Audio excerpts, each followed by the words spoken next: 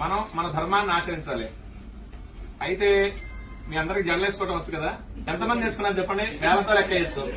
పూజకు వచ్చేటప్పుడు కొంచెం పద్ధతిగా రావాలన్నమాట. పంచమాంగళ్యాలు ఉంటాయన్నమాట. ఆడవారికి జుట్టు జడ వేసుకుని పూలు పెట్టుకోవడం, బొట్టు పెట్టుకోవడం, మంగళసూత్రాలు, మెట్టెలు, నల్ల పూసలు, గాజులు ఇవన్నీ కూడా ఈసారి నుంచి పూజకు వచ్చేటప్పుడైనా జడ వేసుకొని, బొట్టు పెట్టుకొని, గాజులు వేసుకొని అలా చేస్తూ ఉండాలి.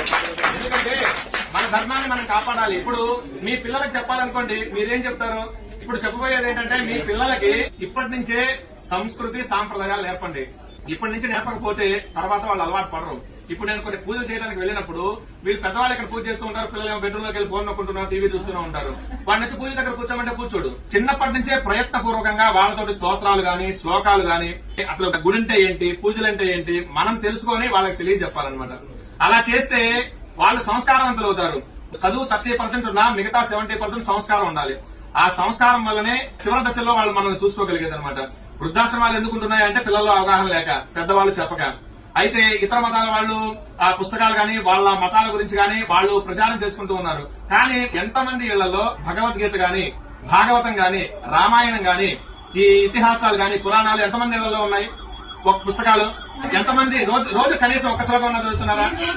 వెరీ గుడ్ అండి. తర్వాత భగవద్గీతకు సంబంధించి ఒక శ్లోకమైనా మీరు చదువుతున్నారా? పిల్లలకి నేర్పిస్తున్నారా? లేదు.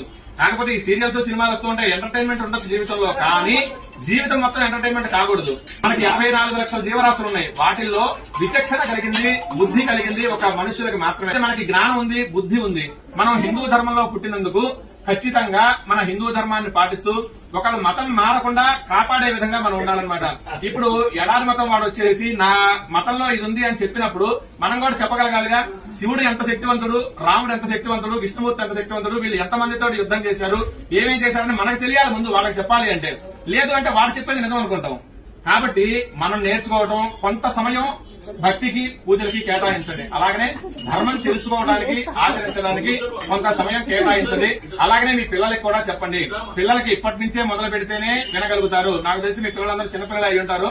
మీరు కలిగిన కుర్చీలో కూర్చున్న వాళ్ళ కింద కూర్చున్న వాళ్ళు 10-12 సంవత్సరాలు వాళ్ళు అయి ఉంటారు. కాబట్టి ఇప్పటి నుంచే మొదలు పెట్టండి. ఇప్పటి నుంచి మొదలు పెడితే కనీసం రోజుకు ఒక శ్లోకం, లేదు అంటే మన ధర్మం ఇది, బొట్టెందుకు పెట్టుకోవాలి.